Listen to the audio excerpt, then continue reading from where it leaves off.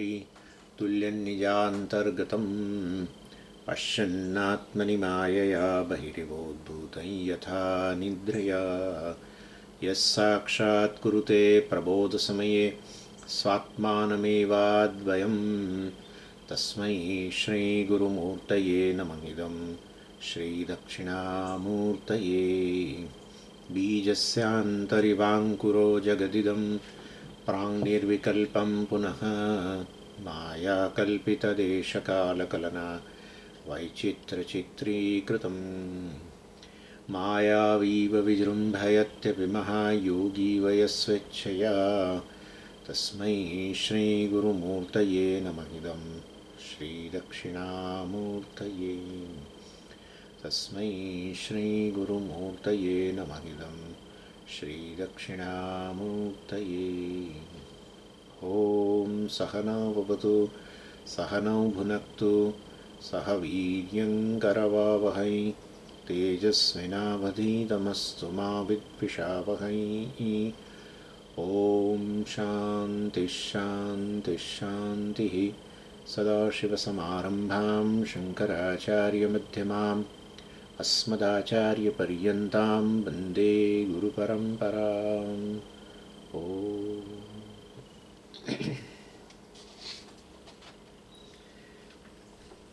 अग्नोशित्यर्मो श्लोक। न च तस्मान्मनुष्येषु कश्चिन्मे प्रियकृत्तमः भविता न च मे तस्मात् अन्यः प्रियतरो भुवि। એટલે 66મા શ્લોક સાથે આ સર્વધર્માન પરિત્યજ્ય વગેરે દ્વારા આ ઉપદેશ જે છે એનો ઉપસંહાર થયો અને પછી 67મા શ્લોકથી નાના નાના 4 ટોપિક જે છે એની ચર્ચા કરે છે ભગવાન અધ્યાયના અંત સુધી. અને એમાં એ કયા 4 ટોપિક છે? પહેલો ટોપિક છે સંપ્રદાય વિધિ, અર્થાત આ ભગવદ્ ગીતાનો ઉપદેશ આપવા માટેની વિધિ, મતલબ કોને આપવો જોઈએ. વિધિ એટલે વિધાન, મતલબ કયા સંજોગોમાં ભગવદ્ ગીતાનો ઉપદેશ કરવો જોઈએ એ પ્રકારની વાત કરે છે ભગવાન. અને એની અંદર આપણે જોયું હતું, મતલબ કે એ પહેલો ટોપિક છે. બીજો ટોપિક છે ગીતાના જે આચાર્ય છે, જે ભગવદ્ ગીતાનો ઉપદેશ કરે છે એની સ્તુતિ કરે છે ભગવાન. આ બીજો ટોપિક. અને ત્રીજો ટોપિક છે નેચરલી જે શિષ્ય હોય, અર્થાત જે ભણી રહ્યા હોય સ્ટુડન્ટ્સ, એમની સ્તુતિ કરે છે ભગવાન. એમાં 2 પ્રકારના છે, જે સિરિયસ સ્ટડી અને જે ખાલી આમ સાંભળે ને એ પ્રકારનું. પછી ચોથો ટોપિક તો ઉપસંહાર. ઉપસંહાર અર્થાત એમાં સંજય મતલબ કે આ જે હવે આખો અર્જુન અને ભગવાન વચ્ચે જે સંવાદ થયો એનો સાર આપી દે છે. મતલબ સાર આપી દે છે અર્થાત કે એનો ઉપસંહાર કરે છે કે ભગવાને આ રીતે એને ઉપદેશ આપ્યો વગેરે વગેરે. અને આ રીતે આ 4 ટોપિક જે છે એની ચર્ચા આ 67મા શ્લોકથી શરૂ થયેલી છે. અને એમાં 67મા શ્લોકની અંદર તો ભગવાને પેલું મેં તમને જે કહ્યું પ્રમાણે સંપ્રદાય વિધિ અર્થાત આ જ્ઞાન આપવા માટેનું જે વિધાન કર્યું, નિયમ બતાવ્યો કે આને જ આપવું જોઈએ. એમાં કહ્યું કે આ જેનામાં તપશ્ચર્યા હોય, થોડો આત્મસંયમ હોય, ભક્તિ હોય, ઈશ્વરમાં શ્રદ્ધા હોય, આચાર્યમાં શ્રદ્ધા હોય, શાસ્ત્રમાં શ્રદ્ધા અને પ્રેમ આદર હોય, અને શુશ્રૂષા. શુશ્રૂષા એટલે એક સેવા કરવાની વૃત્તિ અને સાંભળવાની ઈચ્છા. આપણે બંને જે રીતે જોયું હતું, આ સાંભળવાની ઈચ્છા એટલે સાંભળવાનું તો ઈચ્છા હોય, પરંતુ વાસ્તવની અંદર આનું અધ્યયન કરવા માટેની તત્પરતા હોય. અને અનસૂય, અને શાસ્ત્ર ગુરુ કે આમ એ વગેરેની અંદર અસૂયા, કોઈ પ્રકારની એમની નિંદા કરવાની, એમની ટીકા કરવાની વૃત્તિ ન હોય મનની અંદર, એને અનસૂયા કહેવાય. એટલે આ 4 વસ્તુ હોય જે ધરાવતું હોય એને આ ઉપદેશ કરવો જોઈએ, એવું વિધિ, એવું વિધાન આ ભગવાને કર્યું 67મા શ્લોકની અંદર. અને પછી 68મા શ્લોકની અંદર ભગવાને આ ભગવદ્ ગીતાના જે ઉપદેશ કરે છે આચાર્યનો બહુ મહિમા ગાયો. અને કારણ કે એ ભગવાનનું કામ એ કરે છે ને, માટે જે ભગવાને કરવાનું છે કામ એ કરે છે, વૈદિક ધર્મના ઉત્થાનનું કામ કરે છે. એટલે ભગવાનને નેચરલી પોતે જે કામ કરવાની ઈચ્છા રાખે છે એમાં મદદરૂપ થનાર હોય તો ગમે છે એ રીતે. એટલે 68 અને 69 શ્લોકની અંદર ભગવાને ગીતાના જે આચાર્ય છે, મતલબ કે એમને ઉપદેશ કરનાર છે, એની સ્તુતિ કરી. અને એને કયા 2 પ્રકારના ફળ પ્રાપ્ત થાય સ્તુતિ કરતાં કરતાં ભગવાને એક તો પહેલાં કહ્યું કે મામેવ ઐષ્યસી, આપણે જોઈ ગયા હતા એ શ્લોક, મને જ પ્રાપ્ત કરશે. મામ એવ, મને પ્રાપ્ત કરશે જ એમ, અર્થાત મોક્ષ પ્રાપ્ત કરશે. ઇન શોર્ટ, ભગવાનની પ્રાપ્તિ એટલે ભગવાનનો ભેટો થવો, ભગવાનના દર્શન થવા. જો આપણે જીવ તરીકે હોઈએ અને ભગવાન આપણી સામે આવીને ઊભો રહી જાય ને દર્શન કરીએ તો કંઈ કલ્યાણ ન થાય, આપણું ન થાય. કારણ કે આપણામાં જીવ ભાવ છે. જીવ ભાવ છે એટલે અનેક પ્રકારની મર્યાદાઓ, ઉણપો લાગ્યા કરે છે અને એના કારણે જીવનની અંદર શોક વગેરે પણ છે, સંસાર છે. એટલે એનો અર્થ એવો થયો કે મારાથી અન્ય હોય ઈશ્વર અને એનું કોઈ રીતે ભગવાન દર્શને આપે અને હું છતાંય જીવ તરીકે ચાલુ રહું તો એમાં ખરેખર કલ્યાણ નથી. કારણ કે આપણો જીવ ભાવ ગયો નથી. જીવ ભાવ જાય તો જ પછી સંસાર જાય ને, શોક જાય, જીવનમાંથી ભય જાય. એટલે ભગવાનને ભેટી જવું પડે. ભગવાનને ભેટો તોય તમે જુદા નહીં, તમે જેને ભેટો એ જુદા. તો એ રીતે પાછું તો અમે જીવના જીવ જ રહેવાના છું. તમારા અને ભગવાન વચ્ચે ખરેખર અંતર જ ના હોય એવું આપણે સમજી લઈએ.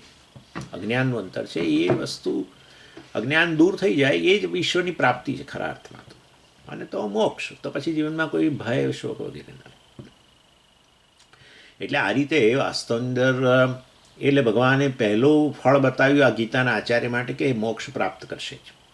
અને બીજું જે કહ્યું પ્રિયકૃત્તમઃ, કે આ જે ગીતાના આચાર્ય છે એના જેટલું આ પૃથ્વી પર મને કોઈ પ્રિય નથી, એ વસ્તુ કહી. અને એ આપણે જોઈ રહ્યા છીએ.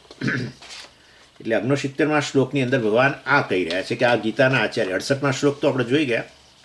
અને એની અંદર 68મા શ્લોકમાં ભગવાને કહ્યું હતું યહ ઇમમ પરમમ ગુહ્યમ અભિધાસ્યતિ. આમ તો ભગવાને કહ્યું કે આ 3 જણા મને પ્રિય છે. આચાર્ય પ્રિય છે, ગીતાના ઉપદેશ કરનાર, ઉપદેશ ગ્રહણ કરનાર સ્ટુડન્ટે મને પ્રિય છે. અને આ ઉપદેશ ચાલી રહ્યો હોય તેમાં કેઝ્યુઅલ લિસનર આવે, સાંભળે, જતા રહે. મોક્ષમાં બહુ રસ નહીં પણ ગમે, સાંભળવાનું ગમે, બસ એવાય મને પ્રિય છે, ભગવાને કહ્યું. અને પછી અહીંયા કહ્યું એ 68મા શ્લોકમાં યહ ઇમમ પરમમ ગુહ્યમ અભિધાસતી. આ પરમ રહસ્ય જે છે એ પરમ રહસ્ય પ્રદાન કરે છે ભગવાન. આવું રહસ્ય એટલા માટે કરે છે કે જેથી આપણામાં જિજ્ઞાસા ઉત્પન્ન થાય. હંમેશા રહસ્ય વસ્તુ એવી છે ને એને જાણવાની બહુ ઈચ્છા હોય. આમ સાદું ખાલી કશું કહી જાય તો નહીં, પણ એને એની એ જ વસ્તુને કંઈક આ તો બહુ મોટું રહસ્ય છે તો આપણે જાણવાની ઈચ્છા જરૂર થઈ જાય મનુષ્ય. એટલે અહીંયા ભગવાન વારંવાર 8મા અધ્યાયમાં કહ્યું ને, અહીંયા કહી રહ્યા છે પરમમ ગુહ્યમ, પરમમ ગુહ્યમ. એટલે ગુહ ધાતુનો અર્થ છે ઢાંકવું, એટલે છાનું રાખવું આપણે કહીએ ને. અને પછી ગુહ્યમ જેને છાનું રાખવામાં આવે છે, રહસ્ય છે. એ વસ્તુનું જે અભિધાસ્યથી જે પ્રદાન કરશે કોને? મદ ભક્તેશુ, ભગવાન કહે છે મારા ભક્તોને. અર્થાત જે પેલી 4 ક્વોલિફિકેશન જે કહ્યું 67મા શ્લોકમાં, જે ભક્તિ ધરાવે છે, જેનામાં આત્મસંયમ છે, જેને આ સાંભળવાની તો બહુ જ તત્પરતા છે, જ્ઞાન પ્રાપ્ત કરવાની, અને જેનું મન ટીકાઓ વગેરેમાંથી મુક્ત છે, આચાર્ય શાસ્ત્ર વગેરે માટેની અને બીજાઓ માટે પણ ખરી. એટલે એવી વ્યક્તિ જે છે મદ ભક્તેશુ, એવા મારા ભક્તો જે છે એને અભિધાસ્યથી એને પ્રદાન કરે છે જે આચાર્ય.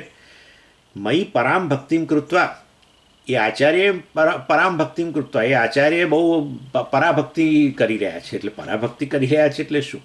અર્થાત જે પ્રદાન કરી રહ્યા છે ઉપદેશ, એ વસ્તુ પરાભક્તિ અર્થાત અદ્વૈત ભક્તિ. એ ઉપદેશનું પોતાના જીવનમાં અમલ કરી રહ્યા છે. અર્થાત મારા અને પરમેશ્વર વચ્ચે અંતર નથી, લેશ માત્ર અંતર નથી, એવું સતત એ દર્શન કરી રહ્યા છે. અથવા એ દર્શનમાં નિષ્ઠ થવાનો પ્રયત્ન કરી રહેલા છે. એ પરાભક્ત કહેવાય. જ્ઞાનીને એટલે જ તો પરાભક્ત કહેવાય ને. જ્ઞાનીએ શ્રેષ્ઠ ભક્ત કહ્યો હતો ને પહેલાં. અર્થાર્થી, જિજ્ઞાસુ અને જ્ઞાની, ચતુર્વિધા ભજન્તે મામ. એમાં પછી કહ્યું કે આ જ્ઞાની ભક્ત અત્યંત પ્રિય છે. જ્ઞાની આવી પરાભક્તિ કરનાર, પરાભક્તિ અર્થાત આ રીતે ઐક્ય દર્શન કરનાર, અર્થાત ઐક્ય દર્શનમાં નિષ્ઠ થનાર, હું જ પરમ બ્રહ્મ છું એ પ્રકારનું વસ્તુ, એ પ્રકારનું જે દર્શન છે શાસ્ત્રનું, એમાં નિષ્ઠ થવાનો પ્રયત્ન કરનાર, એવી નિષ્ઠા સાથે વાસ્તવમાં પરાભક્તિ કૃત્વા મામેવ ઐષ્યતિ, મને જ પ્રાપ્ત કરશે જ. ભગવાન કહે છે ન સંશય. અર્જુન તું સંશય ના કરતો એની અંદર કે આ તો કે આવું બધું કે પણ આ આચાર્યોને કશું નહીં મળતું હોય એવું કહ્યું. અહીંયા ભગવાને કહ્યું કે એ લોકો મોક્ષ પ્રાપ્ત કરશે જ. હા, એ રીતે અહીંયા કહ્યું. પછી 69માં શ્લોકની અંદર આપણે હવે જોઈ રહ્યા છીએ,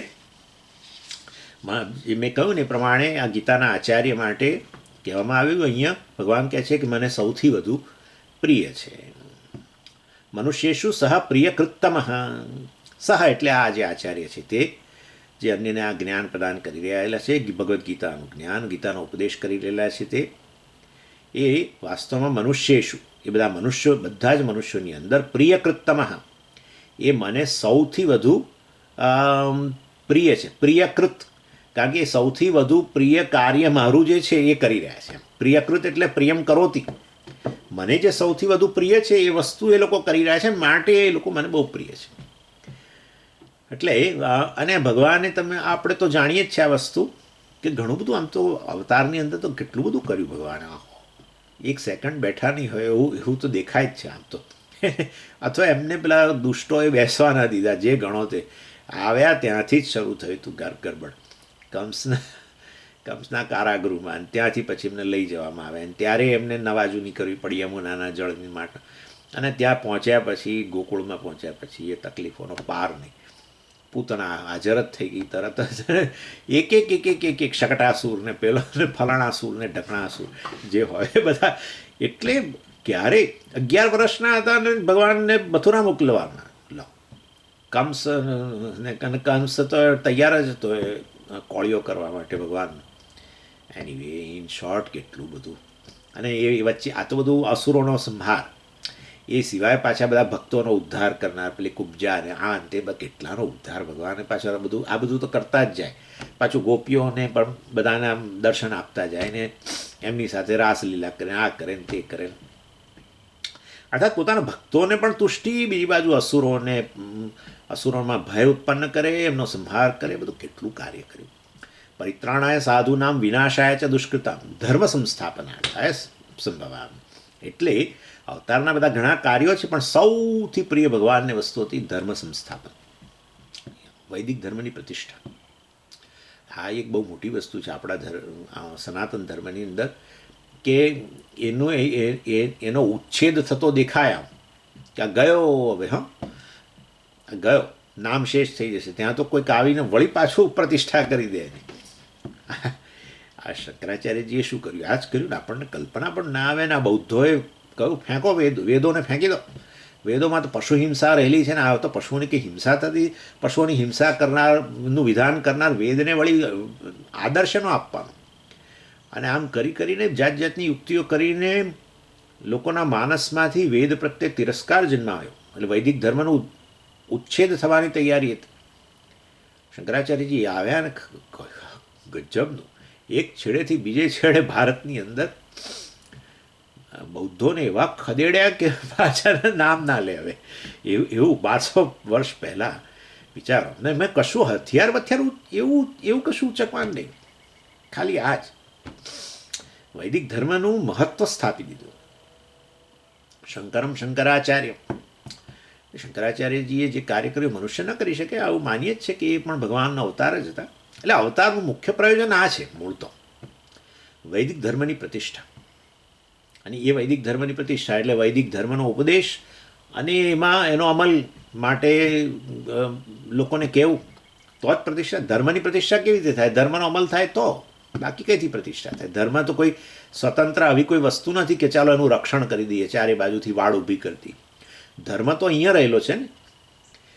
ધર્મ નામનું કોઈ બહાર કોઈ વસ્તુ નથી. ધર્મ તો મનુષ્યના હૃદયમાં બેઠેલો છે ને. એને માટે પ્રતિષ્ઠા થવી, અર્થાત એ ધર્મનું મૂલ્ય સમજાવવું, વૈદિક ધર્મનું, અર્થાત મોક્ષ અને બંને કર્મયોગ, જ્ઞાનયોગ બધું. અને એનો અમલ માટે પણ લોકોને યુક્તિપૂર્વક વગેરે એમને આ વસ્તુ બધી સાધન સાધનની સ્પષ્ટતા આપી આ તે બધું એ જ ભગવદ્ ગીતાનો ઉપદેશ છે. જે વેદનો ઉપદેશ એ જ ભગવદ્ ગીતાનો ઉપદેશ. સર્વોપનિષદો ગાવઃ દોગ્ધા ગોપાલનંદ, આ ઉપનિષદ જ ગાય છે અને એનું દોહન કરીને મળેલો જે સાર છે એ જ આ ગીતામૃત છે. દૂધ આ ગીતામૃત છે વગેરે. એટલે ભગવાન જે કાર્ય માટે અવતાર લે છે અને જે એમને જે સૌથી પ્રિય છે એ કાર્ય આ લોકો કરી રહ્યા, આ આચાર્યો, ભગવદ્ ગીતાના આચાર્ય, વેદાંતના આચાર્યો જનરલી એ કરી રહ્યા છે અને માટે ભગવાનને બહુ જ પ્રિય છે.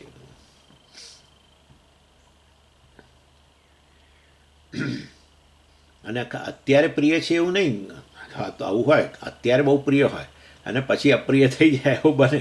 નાના નાના ભવિષ્યની અંદર પણ આનાથી વધુ આ જ્ઞાની કે આ જ્ઞાનનો ઉપદેશ કરનાર જે છે એ જ્ઞાનીથી વધુ પ્રિય ભવિષ્યમાં કોઈ મારું નહીં થાય એવું ભગવાને અહીંયા કહ્યું.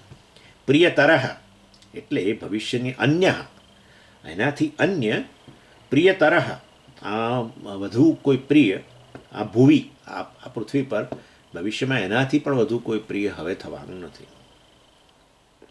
એટલે તો પછી એટલે એનો શું કરવાનું કે તમે ગીતાના આચાર્ય બની જાઓ એટલે કોઈકને કોઈકનો શિકાર કરો અને ચલો આવો આવો આવો એટલે પેલા કે મને કોઈ દિવસ નથી બોલાવતા, કેમ બોલાવે છે હવે? એટલે પછી કે ધીમે રહીને કે આ આવે એટલે પછી ધીમે ધીમે વાત કાઢે. તમે એટલે શું કરો પૂછે તો ખરા જ એકબીજાને, તમે શું કરો છો હમણાં? ઘણા વખત તમારો ફોન નહોતો, એ આવીને આપણને પૂછે હા હમણાં છે ને આ ભગવદ્ ગીતાનો અભ્યાસ શરૂ કર્યો છે ને બહુ સુંદર છે ને આમ ને તેમ. એમ શું છે એ ભગવદ્ ગીતા? બસ પતી ગયું, એ શિકાર થઈ ગયા તમારો. એટલે પછી અર્થાત જો ભાઈ એવી વસ્તુ છે કે જ્ઞાનને, આ તો જનરલ વાત છે, જ્ઞાનને આત્મસાત કરવા માટે ઉપદેશનું ગ્રહણ કરીને ઉપદેશ કરવો એનાથી ઉત્તમ કોઈ સાધન નથી. આપણે જ્ઞાન ગ્રહણ કરીને જ્ઞાન અન્યને શેર કરીએ ને ત્યારે આપણામાં સ્પષ્ટતા વધારે આવે, એકદમ સ્પષ્ટ થઈ જાય. અને એ દ્રષ્ટિએ પણ સમજો અમને મન તો આવું બધું ભણાવવાનું ફાવે નહીં, પણ તો આપણે તો કરી શકાય એક ગ્રુપ. હવે આમે સ્વામી અમેરિકા આવતા રહ્યા છે તો ચાલો ત્યારે હવે 15 દિવસે એકવાર ભેગા થઈને ગીતા દર્શન કે આવું કંઈ પુસ્તક આપણું જે હોય એને સાથે બેસીને બધાએ. પણ અમારે છે ને એમાં તો સ્વામીજી બધી દલીલો બહુ થાય છે તો પછી હવે દલીલો થતી હોય તો જવા દેવાનું, પણ બાકી નહીં તો અને પહેલાં સમજાવી દેવાય. એક ગ્રુપ લીડર હોય અંદર એ સમજાવી દે. આપણે એટલે સીધું જ્ઞાન ના આપી શકીએ તો આપણે ગ્રુપ લીડર બની શકીએ. ગ્રુપ લીડર એટલે એક ગ્રુપની અંદર તમે તો મારા ઘરે આવજો 15 દિવસે રાખીએ, પછી આપણે પહેલેથી કહી દઈએ ભાઈ આ દલીલો બાજી આપણે કશું સિદ્ધ કરવું નથી કોઈ દલીલો કરી, આપણે શાસ્ત્રને સમજવું છે અને આપણે જીવનમાં મોક્ષ પ્રાપ્ત કરવો છે બસ. અને પછી ધીમે રહીને શરૂ કરી શકાય. આ તો જસ્ટ બાય ધ વે છે, પણ ઇન શોર્ટ આ ભગવાને 67 અને 69 બે શ્લોકની અંદર ગીતાના આચાર્યની સ્તુતિ કરી. એ તમને થાય કે અમારું શું, અમે આટલા વખતથી સાંભળી રહ્યા છે તો અમારા વિશે કશું નથી બોલ્યા. નાના 70મા શ્લોકમાં 71મા બંનેમાં શિષ્યો વિશે ભગવાને બહુ સુંદર વાત કરે છે. અધ્યેષ્યતે ચય ઇમમ ધર્મ્યમ અધ્યેષ્યતે ચય ઇમમ ધર્મ્યમ સંવાદમાવયો જ્ઞાનયજ્ઞેન તેનાહમ ઇષ્ટસ્યામિતિ મે મતિઃ. ઇષ્ટસ્યામિતિ મે મતિઃ એટલે આ 70 ને 71મા શ્લોકમાં શિષ્યનો મહિમા ગાય છે, જ્યાં ભણી રહ્યા છે તે. અને મેં કહ્યું પ્રમાણે આનું શ્રવણ કરનારા જે છે સ્ટુડન્ટ બે પ્રકારના હોય છે. અને એક છે બહુ જ ક્વોલિફાઈડ સ્ટુડન્ટ, એને એકદમ ગંભીર એટલે આ જ્ઞાન પ્રાપ્ત કરવા માટેની પૂરેપૂરી સિરિયસનેસ કહીએ ને આપણે, ગાંભીર્ય છે એમનામાં. કે ભાઈ આ ગંભીરતાનો અર્થ ઘણા લોકો એવું માને છે કે ચહેરો સિરિયસ રાખવો, એવું નહીં. ચહેરો સિરિયસ રાખશો તો લોકો આ ભણતા એ બંધ થઈ જશે. તમને મળશે ને અને પછી તમારો આવો ગંભીર ચહેરો જોઈને એ લોકો ભણવાની જે સામાન્ય એમનામાં ઈચ્છા થઈ હશે એ જતી રહેશે.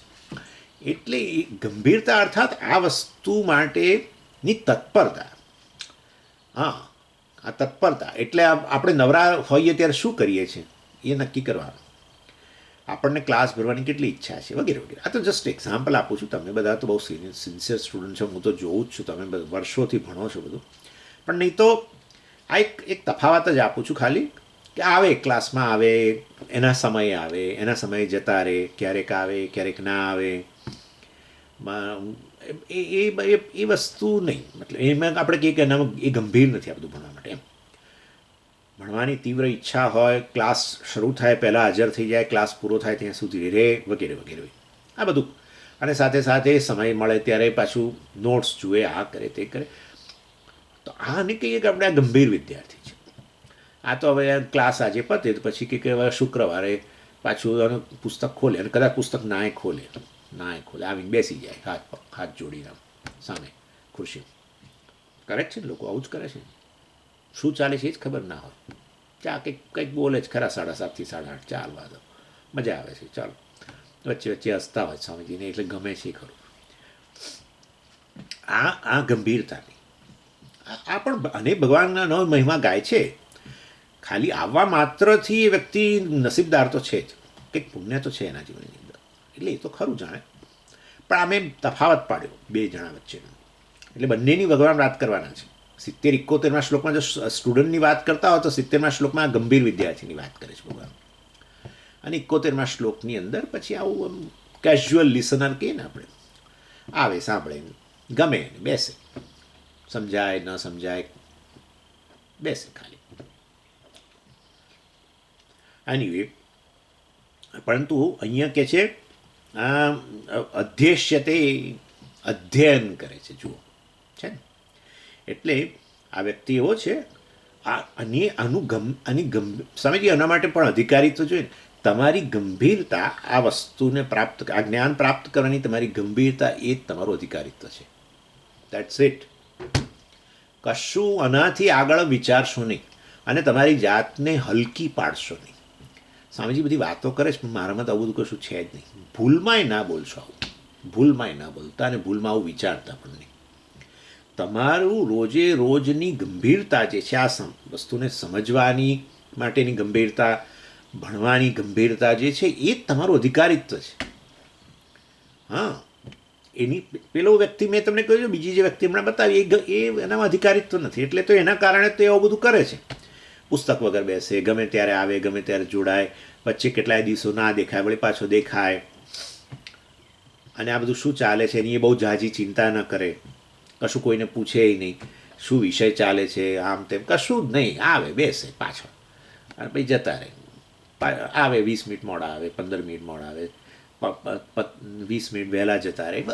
આવું બધું આવું હોય છે ખરું સમજ? આવું હોય છે જ, આવું હોય છે જે વર્ષો, હવે તો 11 વર્ષ થઈ ગયા.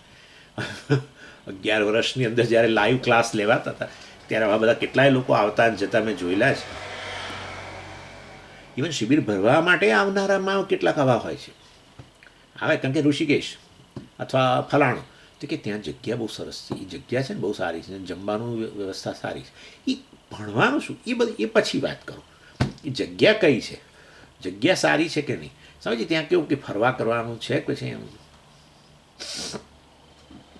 હોય આ બધું. પણ ભગવાન તો વિચાર કરો, ભગવાનની વિશાળતા જુઓ એમના હૃદયની. કહે છે કે એને બહુ મોટું ફળ મળવાનું છે આવી વ્યક્તિને. પણ વિચાર કરો, એ કહેશે 71 શ્લોકમાં. એટલે કદાચ કંઈક આપણામાં આવો અંશ આવી જતો હોય તો એ ચિંતા કરવાની જરૂર નથી, ઇન શોર્ટ. પણ અહીંયા જે પેલો સિરિયસ સ્ટુડન્ટની જે વાત કરે છે એના માટે ભગવાન કહે છે યહ અધ્યેશ્યતે, અર્થાત જે અધ્યયન કરે છે એમ. અને તો પેલા માટે પેલા શું કરી રહ્યા છે ભગવાન કહે છે એ શ્રવણ કરે છે. આવું ખાલી એક ભેદ પાડે છે. આવું અધ્યયન અર્થાત સિસ્ટમેટિક સ્ટડી, વ્યવસ્થિત અભ્યાસ. સ્વામીજી ફલાણો શ્લોક રહી ગયો તો ને એ ફલાણા શ્લોકની અંદર છેલ્લી તમે કડી સમજાવી નથી. હા, આનું નામ અધ્યયન, આનું નામ અધ્યયન. પેલા બિચારાને તો ખબર જ નથી. 71મો શ્લોક ચાલે, પછી મહારાજ આવીને 73મો લીધો તો 73મો જે કયો નંબર છે એ નથી ખબર, ચાલે છે ખરું કંઈ. એ જે છે ને, આ તો તરત અડધો શ્લોક રહી ગયો હોત તો તરત સ્વામીજી રહી ગયું છે થોડું યાદ કરીને કે.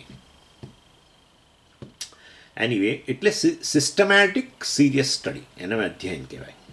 અને શ્રવણમ અર્થાત પેલું કેઝ્યુઅલ લિસનિંગ જેને કહીએ ને એ પ્રકારનું.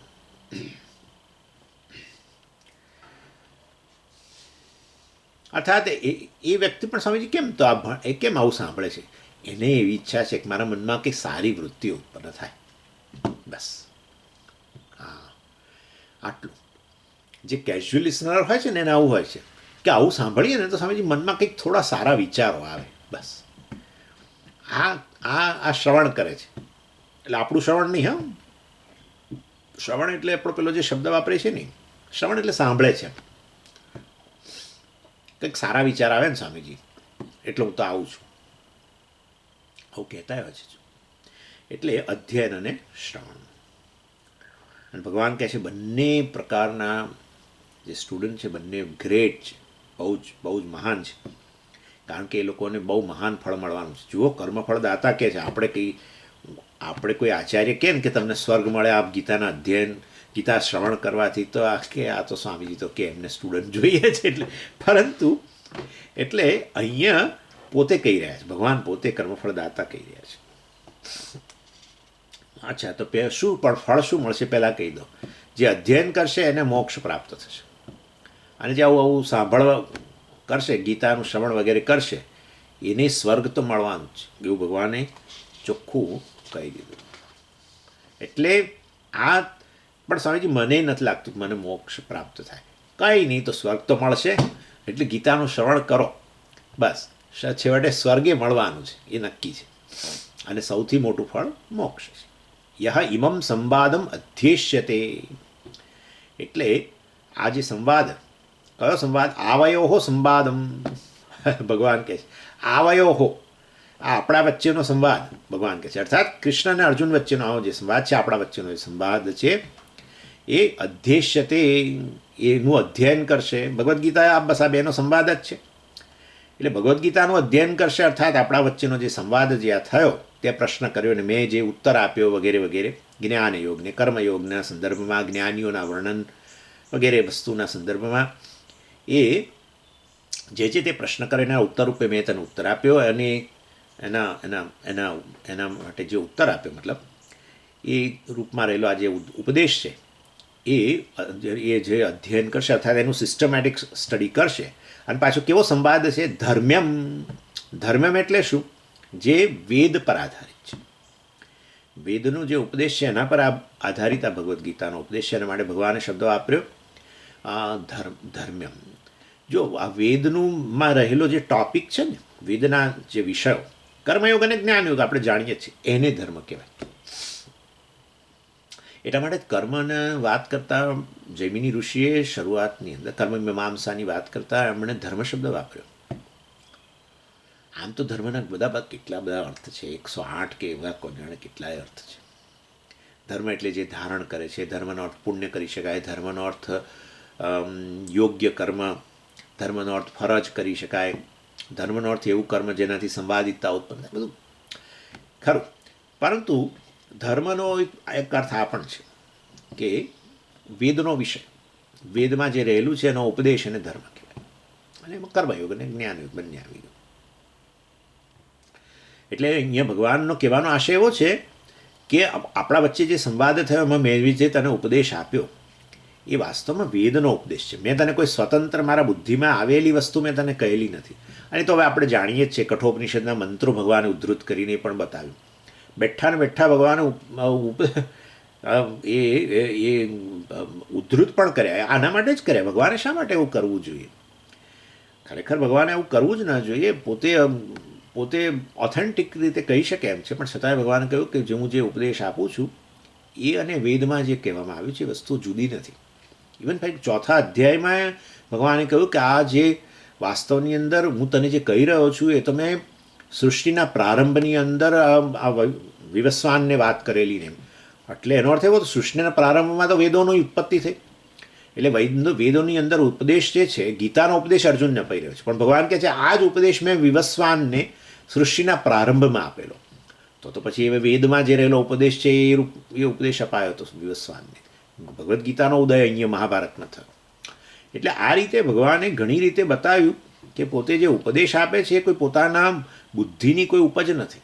વેદમાં જે કહેવામાં આવ્યું છે એ જ ઉપદેશ અપાય છે, અને વેદમાં રહેલો આ ઉપદેશ છે એને ધર્મ કહેવાય. માટે ભગવાન કહે છે ધર્મ્યમ સંવાદમ, આપણા વચ્ચેનો જે સંવાદ છે, જે વાસ્તવમાં વેદનો સારભૂત છે, એ ઉપદેશ મેં તને એનું અધ્યયન જે કરશે, સ્ટુડન્ટની વાત કરે છે ને, અને અને શેનું પછી એની શેની પ્રેક્ટિસ કરશે? જ્ઞાન યજ્ઞને, અર્થાત એ આ જ્ઞાન યજ્ઞ કરી રહ્યો છે. એ વ્યક્તિ જે છે આ અધ્યયન દ્વારા શું કરી રહ્યો છે? કહે છે કે એ જ્ઞાન યજ્ઞ કરી રહ્યો છે. અર્થાત યજ્ઞ વસ્તુ છે ને અત્યંત પવિત્ર છે. હવે આ અનેક પ્રકારના યજ્ઞ છે. આમ તો ભગવાને કહ્યું શ્રેયાન દ્રવ્યમયાદ યજ્ઞાત જ્ઞાન યજ્ઞ પરંતપ, ચોથા અધ્યાયમાં ભગવાને કંઈ 12 યજ્ઞની વાત કરી, એમાં એક યજ્ઞ જ્ઞાન યજ્ઞ કહ્યું. યજ્ઞ એટલે શું? યજ્ઞ એટલે જેમાં આહુતિ અપાય એને આપણે યજ્ઞ કહીએ. એવી રીતે આ અહીંયા પણ જે છે વાસ્તવની અંદર આ જ્ઞાન યજ્ઞ છે, એમાં કોઈ પેલો બીજો અગ્નિ નથી. જે સામાન્ય અગ્નિ, ભૌતિક અગ્નિ હોય છે, એ જ્ઞાન યજ્ઞમાં એ અગ્નિ નથી, પરંતુ અહીં તો કેવો અગ્નિ છે? જ્ઞાનાગ્નિ છે. અને એમાં શેની આહુતિ અપાય છે? જ્ઞાનાગ્નિ સર્વકર્માણી ભસ્મસાત. આ જ્ઞાનાગ્નિ એ ભસ્મીભૂત કરે છે. જેમ પેલી આહુતિને ભસ્મીભૂત થઈ જાય યજ્ઞની અંદર અપાતી આહુતિ, એવી રીતે આ પણ જ્ઞાનાગ્નિ, જ્ઞાનરૂપી અગ્નિ જે છે એમાં પણ ભસ્મીભૂત થાય છે. બધા કર્મો, સંચિત કર્મો, પુણ્ય પાપ, ઘણું બધું એની ભસ્મીભૂત થઈ જાય છે. અને પુણ્ય પાપ કરનારોય ભસ્મીભૂત થઈ જાય છે. નહીં તો એ જો રહી ગયો ફરી પાછા ઉત્પન્ન થાય. કર્તૃત્વ ભોક્તૃત્વ જ જતું રહે છે. ઈગો, અહંકાર જે છે એ વાસ્તવની અંદર એ ભસ્મીભૂત થઈ જાય છે. અથવા અહંકાર જે છે એ જે પ્રકારના ખ્યાલ ધરાવે છે પોતાના વિશે, મનુષ્ય આ તે ફલાણું ટીકું, એ બધા જે ખ્યાલ જે છે એ બધા જ વાસ્તવની અંદર ચાલ્યા જાય છે બધા. કારણ કે ભૂલ થઈ ગયેલી છે ને, ભૂલ સુધારવી એનું નામ આહુતિ આપવી. તમે એમ કહો કે હું બ્રહ્મ છું, સચ્ચિદાનંદ છું અને મનુષ્ય નથી, બસ તો આ આહુતિ અપાઈ કહેવાય. શેની આહુતિ? મનુષ્યપણાની. હા, મનુષ્યપણાની. મનુષ્યની આહુતિ એમ ના બોલાય, મનુષ્યપણાની. અહમને મનુષ્ય સાથે જોડવું, અહમને ગ્રસ્ત સાથે જોડવું, અહમને જ્ઞાની, અહમને ધાર્મિક સાથે જોડવું. હું તો ધાર્મિક છું, ધાર્મિકપણું એ અહંકાર જ છે, એની આહુતિ. હું ક્રોધી છું, એની ક્રોધીપણાની આહુતિ, ક્રોધીની આહુતિ અપાઈ એમ કહેવું. અહંકારની આહુતિ અપાઈ. શેમાં? જ્ઞાનાગ્નિ. કયો જ્ઞાન? હું સચ્ચિદાનંદ છું, હું આત્મા છું, હું આત્માથી એને કંઈ છું જ નહીં. અને માટે આ રીતે સતત ભૂલ, આપણે બીજી શબ્દોમાં બોલીએ છીએ, અધ્યાસની નિવૃત્તિ, ભૂલ સુધારવી વગેરે વગેરે, એકની એક જ વસ્તુ છે. અહીંયા એને આ રીતે જ્ઞાન યજ્ઞને એમ કરીને કહે છે. યજ્ઞની વાત આવે એટલે આપણે આહુતિ બોલ્યા. આહુતિ એટલે જે વસ્તુ આ રીતે આપણે એને સમર્પિત કરીએ. એટલે આ રીતે જ્ઞાને પણ ભગવાને યજ્ઞ સાથે સરખાવે છે. માટે અહીંયા ભગવાન ફરી પાછી આ રીતે વાત કરે છે. અને પણ આટલા 12 યજ્ઞમાં આ જ્ઞાન યજ્ઞ ની ભગવાન કેમ વાત કરે છે? કારણ કે સૌથી ચડિયાતો જ માટે. કેમ સૌથી ચડિયાતો જ? કારણ કે બીજા બધા યજ્ઞ જે છે એ પુણ્યની ઉત્પત્તિ કરે ને સંસાર ચાલુ રાખે. હા, પુણ્ય દ્વારા સંસાર જ ચાલુ રહે. પુણ્ય દ્વારા સુખના વિષયો મળે, સુખના વિષયો ભોગવો એટલે એમાંથી વાસનાઓ જન્મે, એમાંથી નવી કામનાઓ જન્મે ને, અને એ પુણ્યને પાછા ભોગવવા માટે નવો જન્મ ને આ તેને બધું ચાલ્યા જ કરે. એટલે વાસ્તવની અંદર સંસારની નિવૃત્તિ ન થાય. સંસારની નિવૃત્તિ તો આ રીતે જ થાય જ્ઞાન યજ્ઞથી. માટે સૌથી શ્રેષ્ઠ છે. એટલે આ યજ્ઞ એવો છે કે જેમાં કોઈ ફોટોય નથી ને, કોઈ પેલી મૂર્તિએ નથી ને, કોઈ પિક્ચર કશુંય નથી, બરાબર ને, કોઈ દીવોય નથી. આમ તમે જુઓ તો કશુંય નથી, પરંતુ છતાંય મહાન યજ્ઞ થઈ રહ્યો છે. એટલે આપણે આ શું કરી રહ્યા છીએ ખબર છે? આપણે અત્યારે ભગવાનની પૂજા જ કરી રહ્યા છીએ. યજદાતુનો અર્થ છે પૂજા કરવી. એટલે આપણે પણ અત્યારે આ કાર્ય કરી રહેલા જ છીએ. અને માટે ભગવાન કહે છે જ્ઞાન યજ્ઞેન ઇષ્ટાહમ અહમ ઇષ્ટ પૂજિત. આ જ્ઞાન યજ્ઞ દ્વારા મારી પૂજા કરી રહ્યા છે. એટલે પ્રત્યેક ક્લાસ યાગશાળા છે, એટલું યાદ રાખવું. હા, કેવું આપણું મન બદલાઈ જાય છે ને આવું કહેતાની સાથે જ. આ યાગશાળા જે છે એની અંદર આપણે પ્રવેશ કરીએ છીએ. સવારે ઝૂમમાં પ્રવેશ કરીએ છીએ. એ એ યજ્ઞશાળામાં જ પ્રવેશ કરીએ છીએ આપણે. અને એ યજ્ઞશાળાની અંદર ભભ જ્ઞાનાગ્નિ આમ પ્રજ્વલિત થયો બરાબર. અને એમાં આપણે આપણા અહંકારની આહુતિ આપીએ છીએ. અહંકાર એટલે હું એક વ્યક્તિ, ઇન શોર્ટ હું એક વ્યક્તિ છું, તમે છો જ નહીં પછી. એટલે વાસ્તવમાં કોઈ વ્યક્તિ નામની વસ્તુ જ નથી, કોઈ જીવ છે જ નહીં. જીવપણાની જ આહુતિ, વ્યક્તિપણાની આહુતિ, આ રીતે મારી પૂજા થઈ રહી છે જ્ઞાન યજ્ઞમાં આવી આહુતિ આપી. અને તો પછી આ યજ્ઞનું ફળ મળવું જોઈએ. હા છે ને ભાઈ, આ જ્ઞાન યજ્ઞનું ફળ છે મોક્ષ. એટલે એ મોક્ષ ફળ છે એવું ભગવાન અહીંયા કહેતા નથી, પણ હવે એ આપણે તો જાણીએ જ છીએ. કાકા તો છેલ્લે હવે શ્લોકનું બધું વર્ણન થઈ રહ્યું છે. આ બધી વસ્તુ જ્ઞાન યજ્ઞનું ફળ, જ્ઞાનનું ફળ મોક્ષ છે આપણને ખબર જ. અર્થાત આ વ્યક્તિ જે છે એને જીવન મુક્તિ પણ પ્રાપ્ત થાય છે. જીવન મુક્તિ એટલે જીવતા જે બોલે છે હું તો મુક્ત છું, મને મૃત્યુ સ્પર્શતું જ નથી, હે ને, મને મૃત્યુ સ્પર્શતું જ નથી, મારામાં ભય નથી, મારો જન્મ નથી, મારા આ નથી, તે નથી, પુણ્ય નથી મારા, ન પુણ્યમ ન પાપમ ન સૌખ્યમ ન દુઃખમ, ન મે મૃત્યુશંકા ન મે જાતિ ભેદ, પિતા નૈવ મે નૈવ માતા ન જન્મ, મારા કોઈ પિતા નથી, માતા નથી, કોઈનો પુત્ર નથી. પેલું બધું અહંકાર હતું. હું પિતા માતા, જન્મ આવ્યો એટલે આ અહંકાર, એક વ્યક્તિપણાનો ખ્યાલ, જીવ. એટલે આ રીતે આ બધું આવું ફળ પ્રાપ્ત કરશે. એટલે ભગવાન કે છે આજે પેલો અધ્યયન કરનારો છે, સિરિયસ સ્ટડી કરનારો છે, એને તો આ દુનિયાની અંદર સૌથી શ્રેષ્ઠ ફળ કહી શકાય, હે ને, શ્રેષ્ઠ ફળ એ પ્રાપ્ત થશે. કયું શ્રેષ્ઠ ફળ? બસ આવું, જે સુખની ઈચ્છે છે પ્રત્યેક જગ્યાએ, પ્રત્યેક કાળે અને પ્રત્યેક પરિસ્થિતિમાં, જે પ્રત્યેક મનુષ્ય ઈચ્છી રહ્યો છે એને પ્રાપ્ત થઈ જશે. મોક્ષ એટલે આ સુખ પ્રાપ્ત થવું, હંમેશ માટેનું સુખ પ્રાપ્ત થવું. હંમેશ માટેનું સુખ હંમેશા સ્વરૂપના સંદર્ભમાં જ હોય. સ્વરૂપ જ એવી વસ્તુ છે જે હંમેશા હોય, દરેક જગ્યાએ હોય અને પ્રત્યેક પરિસ્થિતિમાં હોય. ઉષ્ણતા છે એક પ્રત્યેક કાળે હોય, પ્રત્યેક દેશમાં હોય, અગ્નિની ઉષ્ણતા, અને પ્રત્યેક પરિસ્થિતિમાં હોય. એટલે એવો અગ્નિ ઉષ્ણતા ઈચ્છતો હોય તો આપણે કહીએ કે અગ્નિ તું તારું સ્વરૂપ ઈચ્છી રહ્યો છું, તું તારી જાતને ઈચ્છી રહ્યો છું, અને માટે તમે જો સુખ આવું જ ઈચ્છતા હો, તમે જો આવું સુખ ઈચ્છતા, ખોટું જ બોલ્યો છું. પ્રત્યેક આવું જ સુખ ઈચ્છે છે. હા, કેવું સુખ ઈચ્છે છે? પ્રત્યેક કાળે પણ હું સુખી રહું, પ્રત્યેક દેશમાં સુખી રહું અને પ્રત્યેક પરિસ્થિતિમાં સુખી જ રહું. તો આપણે કહીએ કે હે ભાઈ, તું તારું સ્વરૂપ જ ઈચ્છી રહ્યો છે. હા, પણ હું મારું સ્વરૂપ ઈચ્છું છું, હું સુખી હોઉં તો હું સુખ શા માટે બહાર ઈચ્છું? એટલે આપણે કહીએ કે અજ્ઞાનને કારણે આવું છે. એટલે આ રીતે આ વ્યક્તિ જીવનમાં સુખી બની જશે, સાચા અર્થમાં સુખી બની જશે.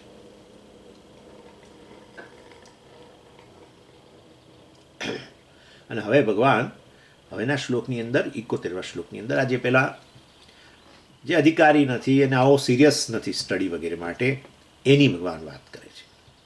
અને એનું શું થશે? એટલે એનો મહિમા ગાય છે, એની ટીકા નથી કરતા ભગવાન. એ કહે છે 71મા શ્લોક, શ્રદ્ધાવાનનસૂયશ્ચ શૃણુયાદપી યો નરઃ સોપી મુક્ત શુભાન લોકાન પ્રાપ્નુયાત પુણ્યકર્મણામ. ધારો કે આવો છે કેઝ્યુઅલ સ્ટુડન્ટ કે જેનામાં આ અધિકારીત્વ નથી, અને મતલબ કે આ બધું મુક્તિ ને મોક્ષ ને એને તો એવું બહુ કે એની એવું કશી ઈચ્છા નથી. અને લોકો કહેતા પણ હોય છે કે મને આ બધી વસ્તુમાં મને રસ નથી. એ આવે છે ક્લાસમાં પણ કહે છે એ એમ કહે છે મને આમાં રસ નથી, આ મુક્તિ અને મોક્ષ સમજી મને એમાં બહુ ઝાઝો રસ નથી. એટલે અર્થાત આ જ્ઞાનનું એટલો બધો ની અસરકારકતા, જ્ઞાન શું આપી શકે એ વસ્તુથી એ લોકો એટલા મતલબ કે અજાણ છે, ખાસ્સા અજાણ છે. એટલે તો પછી આવે છે શેના માટે? થોડો પ્રેક્ટિકલ બેનિફિટ એમ કે સમજીએ. આપ સાંભળીએ છીએ ને તો થોડું જરાક હું મારો હું જે નોકરી વગેરે કરું છું કે પ્રોફેશન, મારો જે ધંધો વગેરે છે એમાં જરા વધારે સારી સ્કિલ મારામાં આવે છે.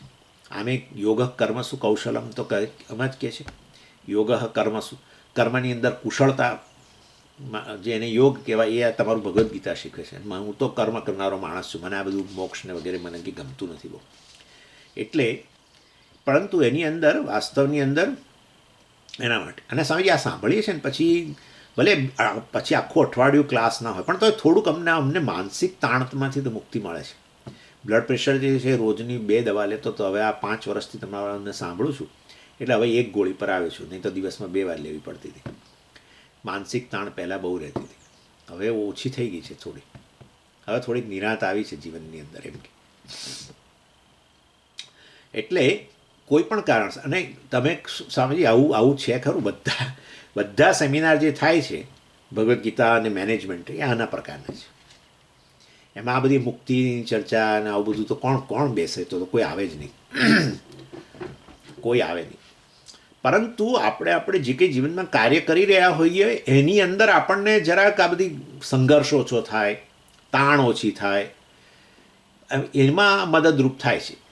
એવું માનીને જે લોકો ક્લાસમાં આવતા હોય કે ભગવદ્ ગીતાનું આ રીતે સેવન કરતા હોય એ બધા આ કેટેગરીમાં આવે છે, આ કેટેગરીની અંદર. અને ભગવાન કહે છે યહ શ્રદ્ધાવાન, શ્રદ્ધા છે એનામાં તો જ આવે ને, નહીં તો શા માટે આવે કે ભાઈ મને આ બધું આવું વસ્તુ આ મારે જે જોઈએ છે એ વસ્તુ માટે આ ભગવદ્ ગીતા એનો ઉકેલ આપે છે. શ્રદ્ધાવાન એટલે એને ભગવદ્ ગીતાની આ અસરકારકતા એની ભગવદ્ ગીતાનો જે ઉપદેશ છે એની અસરકારકતા આ રીતે એનામાં છે ખરી. અનસૂય અને પાછો અનસૂય ડેફિનેટલી આવે છે, શ્રદ્ધાથી સાંભળે છે અને એની ટીકા વગેરે પણ કરતો નથી, અર્થાત એમાં કોઈને કોઈ દોષ જોવાનો પ્રયત્ન કરતો નથી. અનસૂય શૃણુયાત અપી યહ નરઃ, જે નર જે મનુષ્ય આ રીતે શ્રદ્ધા અને આ પ્રકારની મનની ભાવના સાથે સાંભળે છે, આવે ને એમાં શું થાય ઘણીવાર તો આવે ને 10 જ મિનિટ પહેલી એનું મન ટકે, પછી એનું મન ક્યાંય ફરતું હોય. અમારા એક સ્વામીજી છે આવું વર્ણન કરતા હતા. ખરેખર એમણે એમના ક્લાસમાં બનેલી એક વસ્તુ કહી એમણે. એ અંગ્રેજીમાં પ્રવચન કરતા હતા અને એમાં એક મોટી ઉંમરના બેન જે અંગ્રેજી જાણતા જ નહોતા, તેલુગુ બેન હતા, તેલુગુ બોલનાર, એ એમના ક્લાસમાં આવીને બેસતા હતા, મોટી ઉંમરના થોડા.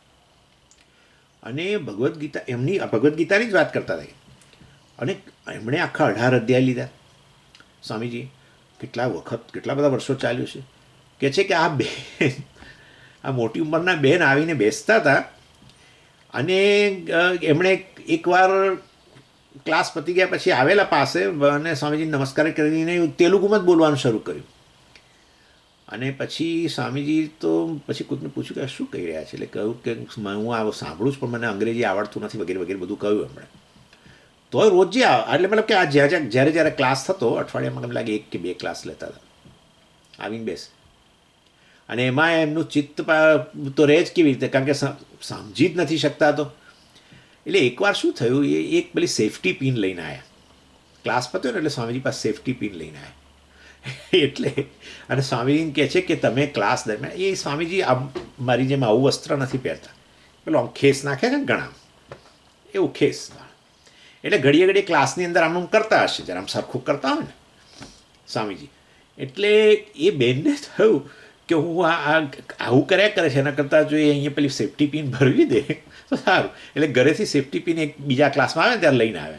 ક્લાસ પત્યા પછી કહે છે સ્વામીજી તમે આ કરો છો ને હું જોઉં છું એ વસ્તુ અને માટે હું તમને આ સેફટી પિન આવું. હવે તમે સમજી જાઓ કે એનો અર્થ એવો થયો કે એમને આ કારણ કે સમજણ જ નથી પડતી પણ બીજું બધું જે ચાલે છે એમાં એમનું ધ્યાન છે. એટલે આવી વ્યક્તિ જે છે એનું ઉદાહરણ આપ્યું હતું મતલબ કે આ શ્લોક ચલાવ્યો ને ત્યારે એમણે આ ઉદાહરણ આપ્યું હતું એમનું કે વાસ્તવની અંદર શૃણુયાત આવું સાંભળે જ ખરા. હા, અને શ્રદ્ધા એટલે પૂછ્યું પછી એમણે પેલા ભાઈને કહ્યું કે એમને કહો કે વાસ્તવની અંદર તો પછી આવ્યા છે શેના માટે, એમને સમજાતું તો કશું છે નહીં, એમને પૂછો જરા તેલુગુમાં. તો એમણે પૂછ્યું તો કે છે કે હું આ સાંભળું છું ને એનાથી મને બહુ પુણ્ય મળે છે. ચાલ્યું, એટલે જે હશે તે. ઇન શોર્ટ કહેવાનો આશય એવો છે કે ઘણીવાર ન સમજાય અને છતાંય આ પ્રકારની વૃત્તિ હોય સાંભળવાની ટીકા કરવાની વૃત્તિ ન હોય, શ્રદ્ધા હોય શાસ્ત્રની અંદર અને વક્તાની અંદર વગેરેની અંદર, તો જરૂર વાસ્તવની અંદર એ વસ્તુ ફાયદાકારક થાય છે. સારું, પણ હવે એનો ફાયદો બતાવો, આવા લોકો શું ફાયદો મેળવશે? એટલે ભગવાન કહે છે મુક્ત, એ મુક્ત થઈ જશે. હે, એને મોક્ષ મળશે તો પછી અમારે તો આ બધું સમજવાની ક્યાં જરૂર છે? એને ના, એ પાપમાંથી મુક્ત બનશે. બધા જ પાપ કેવી રીતે પાપમાંથી મુક્ત બનશે? કારણ કે આ પુણ્ય કર્મ છે. આનું શ્રવણ કરવું એ જ મહાન પુણ્ય જન્માવે છે, અને એના કારણે એ જાણે કે પેલા પાપ કર્મનો પરિહાર થઈ જાય, પરિહાર રૂપ છે એમ ભગવાન કહે. તો આને જ્ઞાન યોગ કહેવાય કે ન કહેવાય? એક જણ મને આવો પ્રશ્ન કર્યો.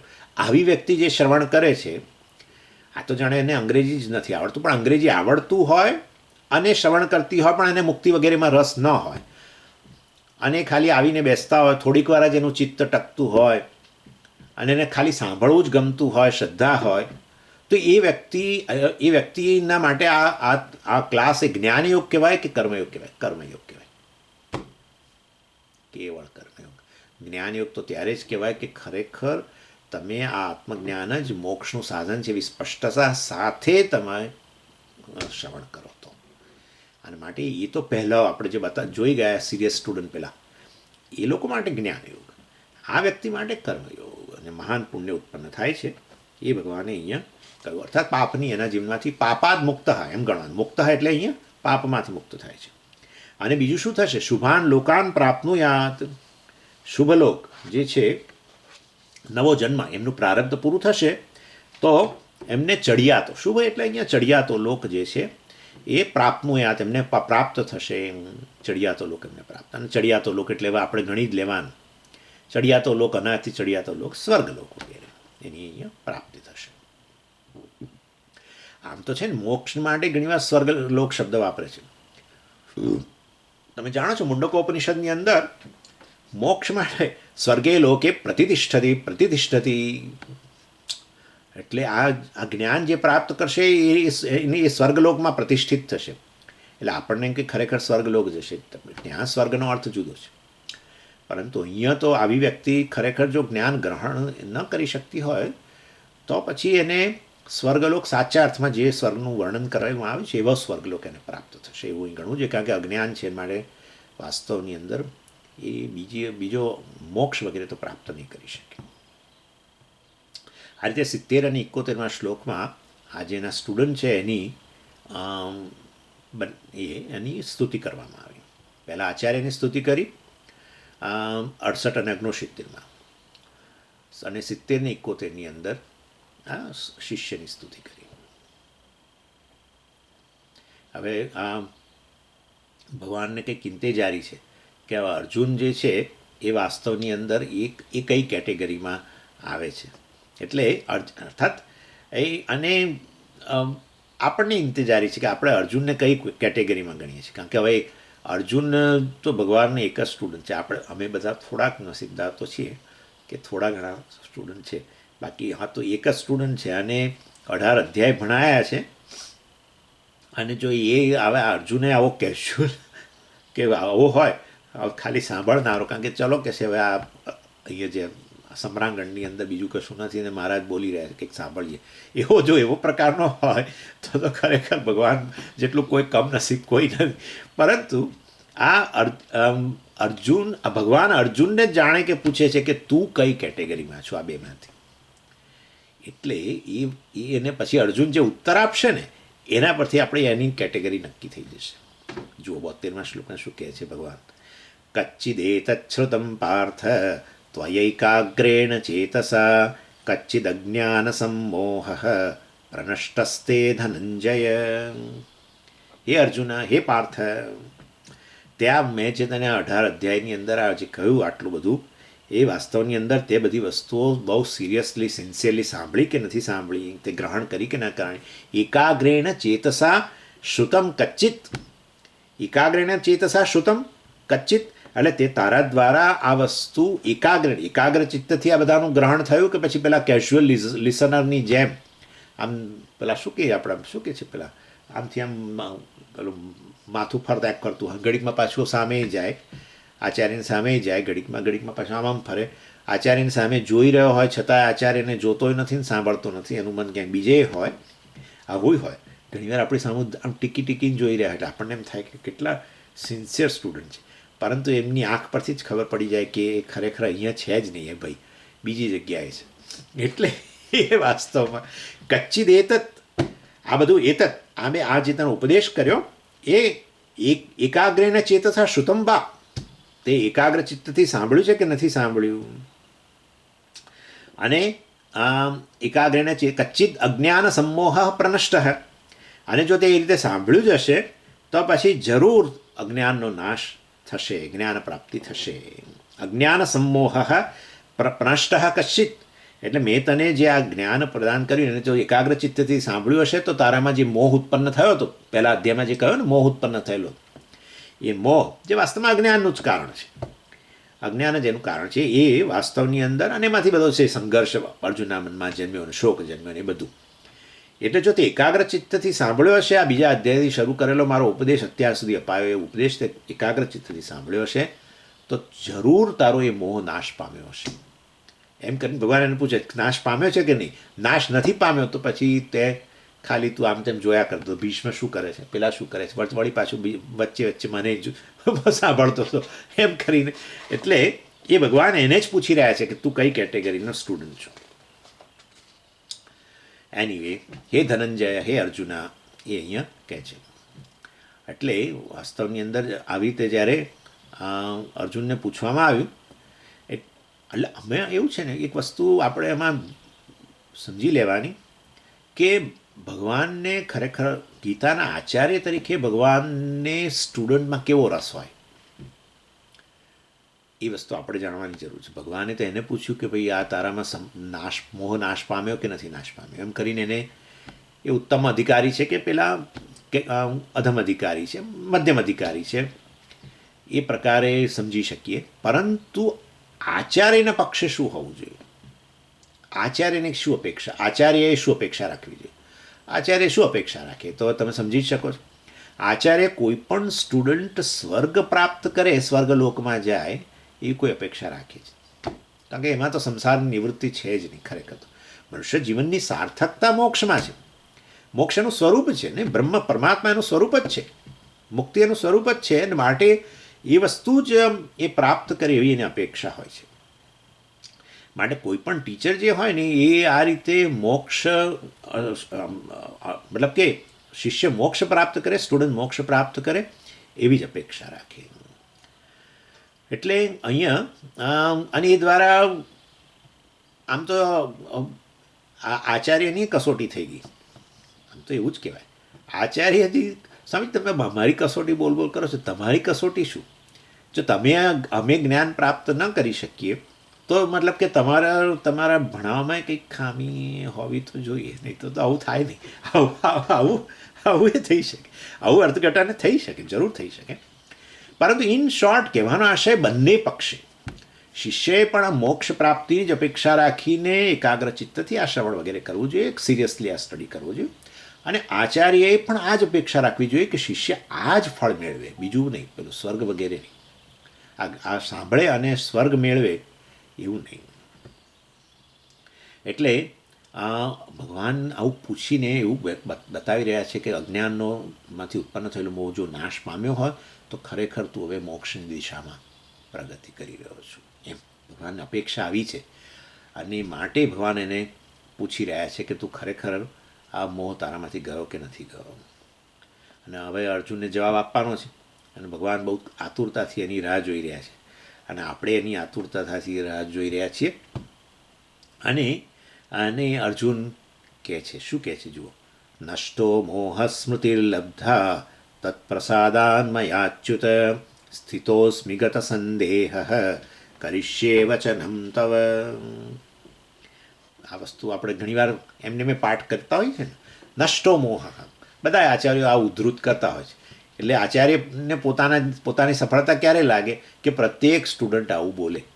આખો ભગવદ્ ગીતાનું અધ્યયન થઈ ગયા પછી 10 વર્ષને અંતે સ્ટુડન્ટ આ બોલે અર્જુનની જેમ, એવું અપેક્ષા રાખીને બેઠા હોય બધા આચાર્ય. નષ્ટો મોહ, બસ મારો મોહ ગયો, મોહ ગયો, તો પછી અજ્ઞાન ડેફિનેટલી ગયું. મતલબ કે આ એણે એકાગ્ર ચિત્તથી સાંભળ્યું હશે, ઉત્તમ અધિકારી છે, બધું નક્કી જ થઈ ગયું. મોક્ષ ફળ મેળવવા માટે એનો અધિકારી બની ગયો અથવા મોક્ષ પ્રાપ્ત થઈ ગયો, એવું એ કહી શકો. મોહ નાશ પામ્યો એટલે મોહ તો મૂળ ધાતુનો અર્થ છે વાસ્તવમાં એક વસ્તુને બીજી જાણવી. એ જ તો કર્યું. શરીર જે આત્મા નથી એને આત્મા કીધો. અતસ્મિન તદબુદ્ધિ, અધ્યાસની વ્યાખ્યા જ આ છે. અતસ્મિન તદબુદ્ધિ, જે આત્મા નથી એને આત્મા કેવો. એટલે what is not that is taken as that. અતસ્મિન તદબુદ્ધિ.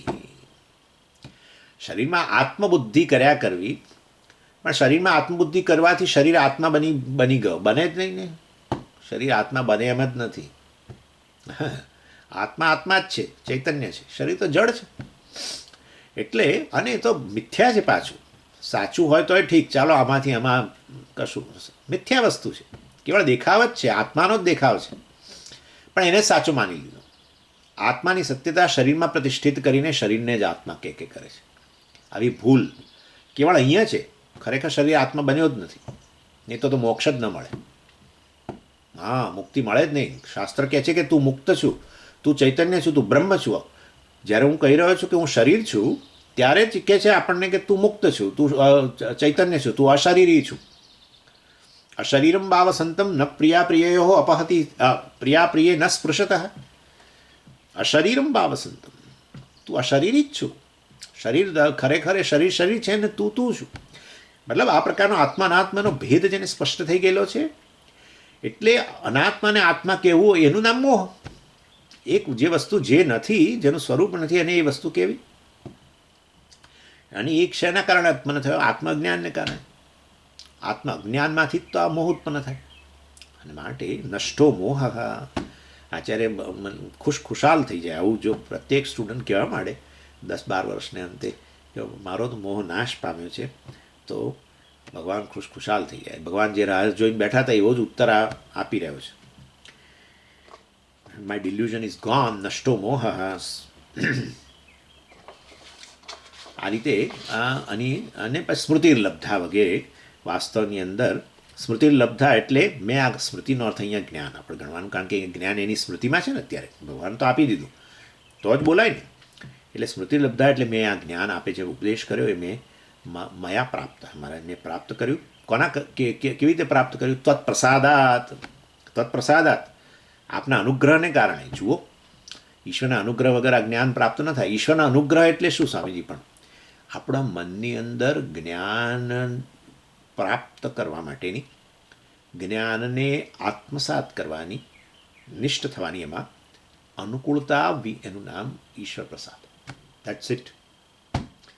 એટલે કહીએ છીએ કે હંમેશા ભક્તિ જે છે આપણા જે બધું ધાર્મિક જીવન છે, આપણી જે ભક્તિ છે, આપણે પૂજા પાઠ જે પણ છે, આપણા જપ તપ જે પણ છે, સગુણ બ્રહ્મનું ધ્યાન, ઈશ્વર ધ્યાન વગેરે બધી વસ્તુઓ આ રીતે અનુકૂળતા કરવા માટે. શું અનુકૂળતા? મનની અનુકૂળતા. જ્યાં જ્ઞાન પ્રાપ્ત કરવાનું છે એ મન આ રીતે જ્ઞાનને અનુકૂળ બનવું, એને આપણે અધિકારીત્વ કહેતા હોઈએ છીએ. અધિકારીત્વ એટલે આપણે જે અધિકારીત્વ પ્રાપ્ત કરીએ ધાર્મિક જીવનને કારણે, કર્મયોગને કારણે, એ ઈશ્વરનો અનુગ્રહ છે. ઈશ્વર કે અનુગ્રહ કરીને એટલે કોઈ પેકેટો વહેંચતો નથી કે ચાલો અને કંઈક આપવું, એવું કશું નથી. તત્પ્રસાદ એટલે ઈશ્વરનો પ્રસાદ અર્થાત ઈશ્વરનો અનુગ્રહ આ રીતે ધાર્મિક જીવનથી આપણને પ્રાપ્ત થાય છે. અને અસ્મિન સ્થિત અર્થાત હું વાસ્તવમાં ગત સંદેહ અર્થાત મારામાં હું હવે સંદેહ વગરનો બની ગયો. ગત સંદેહ, આ બધા સંશયો જે હતા મારા મનની અંદર, મોહ હતો ને, આ સંશયો જે હતા આત્મા અનાત્મ વિશેના બધા સંશયો, યુદ્ધ કરવું ન કરવું વિશેનો બધો સંશય, એ બધા સંશયો, અથવા જીવની ગતિ વગેરે, આ ભીષ્મ વગેરે જે છે મારા દ્વારા હણાઈ જશે પછી શું થશે ને હું એમનો હણનારો બની જઈશ ને આમ ને તેમ, કેટલા બધા સંશયો હતા અજ્ઞાનને કારણે. એ બધા સંશયો ગત એટલે બધા નાશ પામ્યા. કરીશ્ય વચનમ તવ, અને હવે તમે જે કહેશો એ હવે હું જરૂર કરીશ. અર્થાત આપ મને યુદ્ધ કરવાનું કહી રહ્યા છો તો હું જરૂર હવે યુદ્ધ કરીશ. સમજી ગયા? આ રીતે અહીંયા કહે છે. અને એની ચર્ચા આપણે થોડી શ્લોક જરા થોડો વિસ્તારથી આવતી વખતે જોઈશું. ઓમ પૂર્ણમદ પૂર્ણમિદમ પૂર્ણાત પૂર્ણમુદચ્યતે પૂર્ણસ્ય પૂર્ણમાદાય પૂર્ણમેવાવશિષ્યતે. ઓમ શાંતિ શાંતિ શાંતિ. હરિ ઓમ. શ્રી ગુરુભ્યો નમઃ. હરિ ઓમ.